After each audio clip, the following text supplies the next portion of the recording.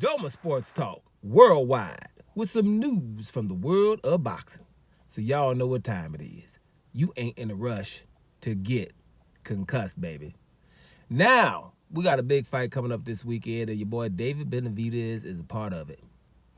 David Benavidez is going to show if he's the truth or not. After this fight, we going to know. Now, me, being a Demetrius Andrade fan, already know that David Benavidez is the truth. But at 168, you can say David Benavidez is heavier than most of the fighters. He walks the fighters down. When he starts fighting people his size, what we going to see what's up. Same thing as like an Errol Spence. You know, like I was saying before the Terrence Crawford fight. If Errol Spence is able to walk people down, and he's the bigger fighter in most of his fights, you know, can outweigh the guys and come forward. It doesn't have to really use any of the versatility that we know he has. If he doesn't have to use it, then, you know, how good is he really, right? That's the same thing with David Benavidez. He hasn't had to show anything else except the speed of them hands and coming forward and letting them go, right? A little bit of a chin, but has he been hit with people, you know, that are really hitting real hard? So this weekend, he's going to go into the Ukraine bring the pain area. And that's Oleksandr Gvozdyk. Now, Ukraine being the pain, and it's plain. I've been saying that for years. You know what I'm saying? And it's just the way it is. Ukraine being the pain, people don't understand. First of all, the Klitschko's. What part of that you don't understand? You know what I'm saying? First of all. Then Oleksandr Usyk, right?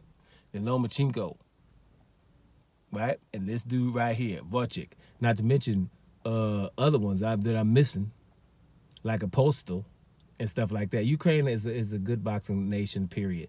Now, Gvozdyk, the thing about this guy is this. He's only lost one fight, and that's to Benavidez. Before he fought Benavidez, I didn't know. For me, that was a 50-50 fight because he had beat Gonzalez. He had beat Chilimba, you know, stuff like that. He was just beating guys, and I'm like, this guy is awesome. And how he was doing it with the swagger, with the fast hands, with the movement, you know, with the jab, with things that I'm like, this guy is bad. So I didn't really know who was going to win between him and Benavidez. He lost that fight. But I had him, you know, the top three of the division, the light heavyweight division. Well, it's the top two now, but at that point it was the top three. It was Benavidez, Gvozdyk, and Bivol. And I had Gvozdyk at second place behind Benavidez at that particular time. Not right now, Bivol has shown me I got Bivol first, even before Benavidez. Even though Benavidez has all the knockouts and all that, Bivol has just showed me that, dude, I'm awesome. What part of awesome you don't understand? I might not be knocking everybody out, but for somebody to beat all the people that Bivol has beat without just knocking everybody out, which is kind of more impressive. It's not about power. It's about I'm better than you for 12 rounds if I have to be.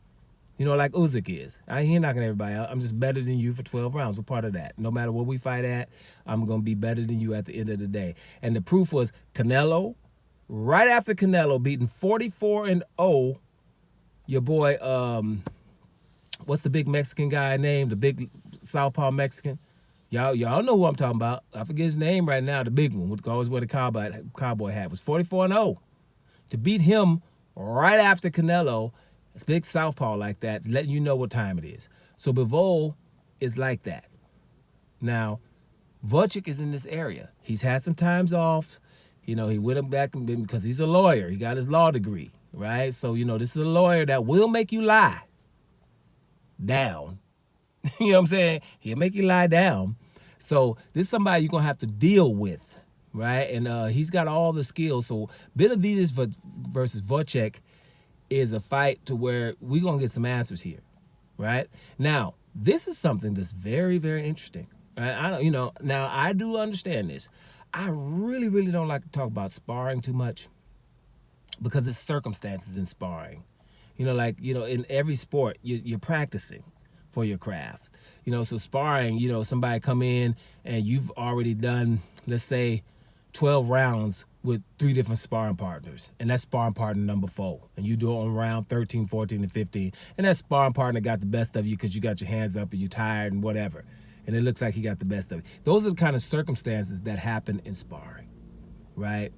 Everybody's not the same weight and all this kind of stuff. It's a lot of stuff that's going on in sparring, so it's really too many things to just talk about sparring.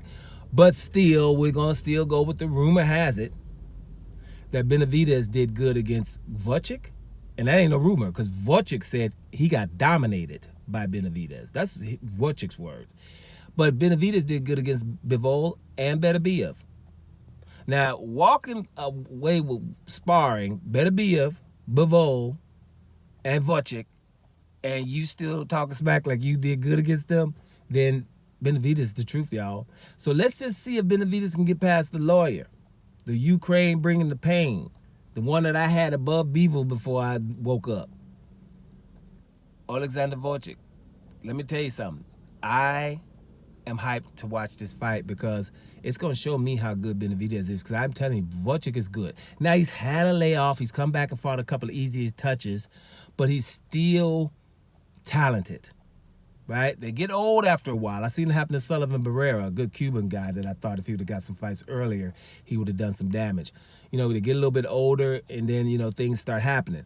But, you know, if Benavidez comes through Gvozdyk at 175 pounds convincingly, two things.